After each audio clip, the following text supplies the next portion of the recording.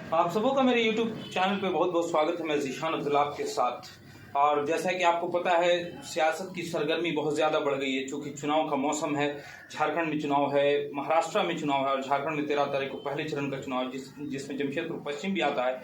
जमशेदपुर पश्चिम से बहुत सारे कैंडिडेट। आज मैं आया हूँ डॉक्टर ओपी आनंद जी के ऑफिस में, जो कि जमशेदपुर पश्चिम से एक निर्दलीय उम्मीदवार हैं, इस बार चुनाव लड़ेंगे। और फैजुर रहमान साहब, जो कि उनके पार्टी में कार्यकर्ता की हैसियत से हैं, तो इनसे ज़रा बात करेंगे डॉक्टर ओपी आनंद के बारे में कि उनकी क्या सोच है, क्या विजन है इलेक्शन के बारे में, उनको जनता क्यों वोट दे। इस तरह के सारे क्वेश्चन उनसे करेंगे और उनसे इसका जवाब तलब करेंगे। आपसे सबसे पहला क्वेश्चन, डॉक्टर ओपी आनंद के बारे में थोड़ा लोगों को बताएं। देखिए, डॉक्टर ओपी आनंद जी जानते ही हैं, डॉक्टर और एक अच्छे डॉक्टर हैं। उनका आदित्यपुर में एक कैंसर का हॉस्पिटल चलता है, उसमें बहुत सुविधाएं ला करके सरकारी योजना पर फ्री इलाज करते हैं वो। आप जानते हैं कि किसी भी हॉस्पिटल में सरकारी सुविधाओं को ले आकर के एक जगह पर अगर जनता को सुविधा दी जाती है तो बहुत बड़ा काम है, और वो डॉक्टर ओपी आनंद कर रहे हैं पहले से ही। और डॉक्टर ओपी आनंद जी समाज के हर वर्ग को सद्भावना के साथ लेकर के वो चलना चाहते हैं। और जिस तरह की राजनीतिक उथल पुथल यहाँ पे चल रही है जमशेदपुर पश्चिमी में, उसमें हमें लगता है कि जिस तरह से डॉक्टर ओपी आनंद वेल एजुकेटेड, अच्छी सोच में रखने वाले, मृदुल भाषी हैं, उनको आना चाहिए। क्योंकि आप देख ही रहे हैं कि किस तरह के लोग यहाँ पर बहुत दिनों से शासन चला रहे हैं और किस तरह से जनता को परेशान कर रहे हैं, आप देखिए। आपसे दूसरा सवाल है, जनता, जमशेदपुर के लोग ओपी आनंद को वोट क्यों दें?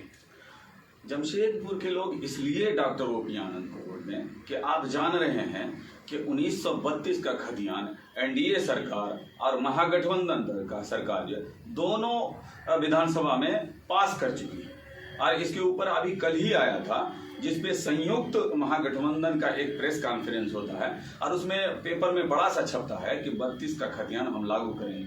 अब एक बात बताइए, जमशेदपुर वाले के लिए तो सबसे बड़ा नासूर यही है।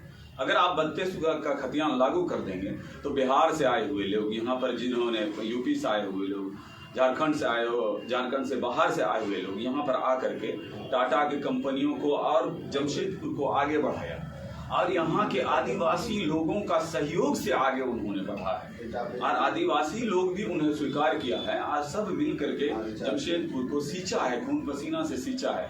अब अगर 1932 का खतियान आप अगर लागू कर देते हैं तो कहीं ना कहीं यहाँ पर जो बाहर से आए हुए लोग, जो 100 साल से 3 पीढ़ी 4 पीढ़ी से लोग यहाँ पर बसे हुए हैं, उसको तो आप उजाड़ने का काम कर रहे हैं।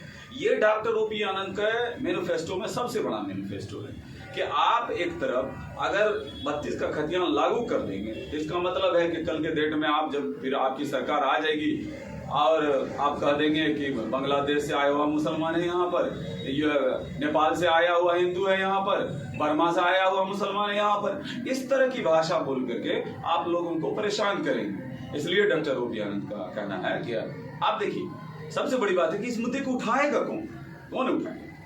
आप जानते ही हैं कि 81 सीट है झारखंड में, 81 सीट पे 4-5 सीट ऐसी है जिसमें ये मुद्दा है 32 का खतियान, जिसको परेशानी है, जिसको नहीं है, जो बाहर से आए हुए लोग हैं, बाकी तो सब स्थानीय है। तो एनडीए और महागठबंधन की दोनों सरकार ये चाहती है कि हम 75 के चक्कर में 5 को क्यों पकड़े। बेयारो मददगार छोड़ दिया गया जमशेदपुर के लोगों के कि भाई आप जैसे देना है, हमारे उम्मीदवार को आपको वोट देना है या नहीं देना, कोई दिक्कत नहीं, आपको बेयारो मददगार सरकार ने छोड़ दिया। तो अचानक ही क्यों? इससे पहले डॉक्टर ओपी आनंद क्या जो काम है, जो कंट्रीब्यूशन इस इलाके के लिए क्या है, पश्चिम के लिए, जहां से वो अभी चुनाव लड़। देखिए, पश्चिम के लोगों को जगह जगह पर डॉक्टर ओपी आनंद का एक बड़ा बड़ा पोस्टर लगा हुआ है, save life hospital, 111 save life hospital, कि आप आइए हमारे यहाँ। सामाजिक लोग हैं जिनको जब कभी भी जरूरत पड़ी, अगर पैसा नहीं भी है तो इलाज शुरू हो जाता है। इससे बड़ा प्रमाण क्या है कि वो सामाजिक लोग नहीं है, बहुत बड़ा डेडिकेटेड है उनके लिए। इसीलिए हम लोग बिल्कुल दोनों हाथों से स्वीकार किया। पहली बार इतना पढ़ा लिखा आदमी हमारा नेतृत्व करने के लिए आ रहा है, तो हम क्या उसको अकेले बेयारो मददगार छोड़ देंगे? बिल्कुल नहीं। इस बार बड़ी मजबूती के साथ एक एक घर में हम लोग जाकर के डॉक्टर ओपी आनंद के बारे में बता रहे हैं, और लोगों ने स्वीकार कर लिया है डॉक्टर ओपी आनंद को। बाकी ये लोग जो इधर उधर कर करके अपनी सत्ता में बैठे हैं और यहाँ के लोगों को परेशान कर रहे हैं, आप देख ही रहे हैं। किस तरह का माहौल यहाँ पर बनाना है। अभी डॉक्टर ओपी आनंद सभी वर्ग के लोग डॉक्टर ओपी आनंद को स्वीकार कर रहे हैं कि कोई पहली बार हमें डॉक्टर पढ़ा लिखा आदमी हमारा नेतृत्व करने जीतने के बाद बीजेपी में चले गए तो बिल्कुल नहीं। उनका साफ कहना है कि बीजेपी में हम क्यों जाएंगे, हम निर्दलीय लड़ रहे हैं, निर्दलीय हमें जिताए और निर्दलीय ही रहेंगे हम, क्योंकि इनका विजन ही पर फिर पलट जाएगा ना। अगर किसी भी सरकार को इन्होंने समर्थन दे दिया तो ये 32 का खतियान दोनों के लिए, दोनों नहीं बोल रहे हैं, ना ही एनडीए सरकार बोल रहे हैं, ना ही महागठबंधन सरकार, दोनों मिल करके पास कर रहे हैं। मैं इसलिए बोल रहा हूँ क्योंकि मुस्लिम बहुल इलाका है यहाँ पर, अगर मुस्लिम वोट आज दें और कल वो बीजेपी में चले जाए तो मुस्लिमों के साथ धोखा नहीं होगा। ऐसा हो ही नहीं सकता, क्योंकि उन्होंने नारा दिया है कि अल्पसंख्यक का मेयर होगा और बहुसंख्यक का विधायक लाइए। उन्होंने मुसलमानों को सियासत में हिस्सेदारी भी देने की बात कर रहे हैं। ये सबसे बड़ा तोहफा है मुसलमानों के लिए। मुसलमान को डरने की जरूरत नहीं है और बीजेपी से तो बिल्कुल डरने की जरूरत नहीं है, बिल्कुल नहीं। अच्छा, एक और महत्वपूर्ण क्वेश्चन यहाँ पर सवाल है आपसे। आपको पता है यहाँ पर बन्ना गुप्ता खड़े हैं, सरयू राय खड़े हैं और शंभू चौधरी खड़े हैं, काशिफ रजा सिद्दीकी खड़े हैं, बाबर खान खड़े हैं। इतना ज्यादा यहाँ पर वोट कटने के चांसेस अभी लग रहे हैं इस चुनाव में, कांटे के टकरे। ऐसे में आपको क्या लगता है किस हिसाब से आप यहाँ पर जमे रहेंगे, पैर अपना जमा के रखेंगे इस इलेक्शन में? बिल्कुल। आप एक बात बताइए, बाबर जी हैं अपना चुनाव लड़ रहे हैं, बन्ना जी हैं बहुत दिन से चुनाव यहाँ पर कुंडली मार करके बैठे हुए हैं। पकड़ है उनकी, लेकिन बन्ना जी की पकड़ समाज में। एक बात बताइए, समाज में किस बात का पकड़? आप होल्डिंग टैक्स उन्हीं की सरकार ने लगाई है, होल्डिंग टैक्स से लोग जनता तो नहीं समझ रही ना, जनता समझाना। इसी बात को लेकर के हम लोग घर घर सरयू राय की भी पकड़ है अपनी कौम में बहुत जबरदस्त। बिल्कुल है, उससे नहीं नकारा जा पूर्वी सकता के है। विधायक भी रह चुके, अभी आए हैं पश्चिम। बिल्कुल है, उनका भी है, लेकिन आप वो जमाना चला गया। ऑब्स्टेकल को कैसे ओवरकम करेंगे आप? अब हम लोग जानते हैं, जनता भी समझ चुकी है कि अब उन लोगों का जमाना गया, अब वो बूढ़े हो चुके हैं। अब नए नए लड़के पढ़ लिख करके बड़े दूर से आ रहे हैं, वो अपना नेतृत्व करना चाहते हैं, समाज का सेवा करना चाहते हैं, समाज को आगे लेकर के। अब ना देखिए, एक बात है, सबके पास एक विजन होता है। अब 15 साल किसी को दे दिए, उसके पास से विजन खत्म हो गया। अब नए लड़के के पास नए तरीके का विजन है, आप उसको लाइए, ऐसे लोगों को जिताइए जिनके पास विजन हो, नया विजन हो। अरे भाई, मैं आपको बताता हूँ, अभी सबसे बड़ा मुद्दा इस एरिया का दलित आदिवासियों का, मुस्लिमों का, हिंदुओं का सबसे बड़ा जो बर्निंग इशू मैं आपको बताता हूँ, शायद आपको पता नहीं, मालूम नहीं, मॉब लिंचिंग और नशा में युवा बर्बाद हो रहे हैं। मॉब लिंचिंग में अब तक 54 लोगों की मौत हो चुकी है और इस हेमंत सरकार में 5 साल के अंदर दर्जनों लोगों को मारा गया, जिसमें सिख भी है, मुस्लिम भी है, हिंदू भी है, दलित भी है, एवं की एक ब्राह्मण भी है।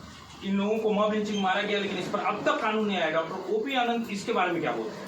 देखिए, डॉक्टर ओपी आनंद का साफ कहना है कि सद्भावना सबसे पहली प्राथमिकता है हमारी, सद्भावना। जो पिछली सरकार फेल हो चुकी है मॉब लिंचिंग पर कानून लाने। बिल्कुल फेल अगर नहीं होती, हम बन्ना गुप्ता जी से जानना चाहते हैं। हमारे शास्त्री नगर में रमजान के टाइम में मस्जिद से पुलिस ने उठा करके इमाम साहब को ले गए, 50 लोगों को जेल में रखा गया। क्या बन्ना गुप्ता जी अगर वो चाहते कि उनको नहीं जेल में डाला जाए, पुलिस की हिम्मत थी, वो उसको उठा लेती मस्जिद में? बिल्कुल नहीं। अब देखिए, हम लोग डॉक्टर ओपी आनंद का साफ कहना है कि जब मुस्लिम धर्म के मुस्लिम के ऊपर अगर अटैक करे हिंदू साहब, अगर कोई भी हिंदू करे तो मुस्लिम हिंदू आवाज उठाए उसके लिए कि नहीं, मुस्लिम भाइयों के ऊपर नहीं अटैक होना चाहिए। और अगर हिंदू भाई के धर्म पर और उनके मंदिरों पर अगर कोई मुस्लिम भाई और कोई भी अगर अटैक करे तो उसके लिए हम मुस्लिम भाई जब आवाज उठाएंगे तब हिंदुस्तान बन रहा है और इसी से हिंदुस्तान बना। यही कहना है डॉक्टर ओपी आनंद का। बहन बेटियों के लिए क्या करेंगे? बहन बेटियों के लिए आप जान ही रहे हैं कि उनके लिए अच्छे स्कूल खोले जाएंगे, उनका विधानसभा में जाकर के वो बिल्कुल उच्च स्तरीय शिक्षा को वहां पर लाने की कोशिश करेंगे। यही चाह रहे हैं ओपी आनंद साहब। जीत के बाद अगर पलट गए अपनी बात से, तब बिल्कुल ही नहीं पलटेंगे। क्यों पलटेंगे भाई? ऐसा तो नेता करते हैं इंडिया में। नहीं, मृदुल भाषी है, उनके मिजाज को हम लोग जानते हैं। जो बात ठान लेते हैं मजबूती से कि हम यहीं पे खड़े रहेंगे तो वो खड़े रहते हैं। इनका उदाहरण 3-4 उदाहरण है, वो उसको विस्तार में नहीं बताना चाहते हैं। लोग जानते हैं कि ओपी आनंद जी मजबूती से किसी भी जुर्म के खिलाफ लड़ने के लिए तैयार रहते, चाहे वो अपने लिए हो चाहे जनता के लिए हो। जब वहां पे मामला हुआ था शास्त्री नगर में, आपको पता नहीं है, डॉक्टर साहब सबसे पहले पता चला था कि थाना पहुंचे थे कि वहां पर लोगों को पकड़ करके ना बिल्कुल जो रोजा रखे हुए हैं, अभी नमाज पढ़े हैं, उनको ले जाकर के इसमें डाल दिया गया। उनके पास सबसे पहले डॉक्टर ओपी आनंद पहुंचे थे। और आपको बताते हैं, वहां पर डॉक्टर साहब ने देखा कि जो विकलांग लोग हैं ना, उनको भी पकड़ करके जेल में डाल दिया गया। जल जंगल जमीन के लिए क्या करेंगे? जल जंगल जमीन आदिवासियों को जब तक का मसला, और जो हेमंत सरकार जो इसको पूरा करने में जो आदिवासी सरकार करते हैं पूरी तरह से फेल, उसमें क्या करेंगे? देखिए, हम सरकार पर ज्यादा टिप्पणी नहीं करना। सरकार जो कर रही है। सबसे बड़ा मुद्दा है यहाँ पे जमशेदपुर में डोमिसाइल का, हमारा अस्तित्व ही खत्म हो रहा है। जब हम खतियानधारी रहेंगे नहीं, हमको झारखंडी हम कहलाएंगे नहीं, तो 75% जो यहाँ पर सरकार रखे हुई है कि आपको नौकरी दिया जाएगा आपके बच्चों को, तो जब हम झारखंडी रहेंगे नहीं तो वो 75% नौकरी में हमारी हिस्सेदारी ही नहीं रहेगी। तो सबसे पहले तो हम अपना अस्तित्व बचा लें, ये बात समझना है। इसलिए हम लोग अस्तित्व बचाने के लिए अब डॉक्टर ओपी आनंद के साथ चल दिए। आखिरी सवाल, अगर जीतते हैं डॉक्टर ओपी आनंद और एक सीट अगर घटती है सरकार बनाने में, एनडीए को या इंडिया को, किसके साथ जाएंगे? बिल्कुल नहीं है इस पर। नहीं, सरकार तो बनेगी, बिना सरकार के प्रेसिडेंट रूल तो नहीं 5 साल रहेगा। मैं पूछ रहा हूं, मेरा यस नो में जवाब दीजिए। इंडिया के साथ जाएंगे या एनडीए के साथ? जो विजन डॉक्टर ओपी आनंद के विजन पे खरा उतरेगा, वादा करेगा, उसी के साथ जाएंगे। बीजेपी वादा करेगी तो उसके साथ चले जाएंगे? ये हम नहीं कर सकते। वो सब उस टाइम में उनके विजन को कौन का एक्सेप्ट करता है, ये देखने वाली बात होगी। के बाद की बात। धन्यवाद। ये थे फैजुर रहमान साहब और बात कर रहे थे। देखिए, डॉक्टर ओपी आनंद के साथ हैं, ये उनकी पार्टी में उनके लीडर हैं जो कि निर्दलीय चुनाव लड़ रहे हैं। और देखिए, बहुत सारी बातों को तफसील से इन्होंने बताया। अब ये इंटरव्यू आपको कैसा लगा, शुरू से आखिर तक सुनिए और ज़रूर कमेंट बॉक्स में बताइए। धन्यवाद। मेरे यूट्यूब चैनल को लाइक करें, सब्सक्राइब करें और बेल आइकन के बटन को दबाना ना भूलें। आदाब, धन्यवाद, जय हिंद।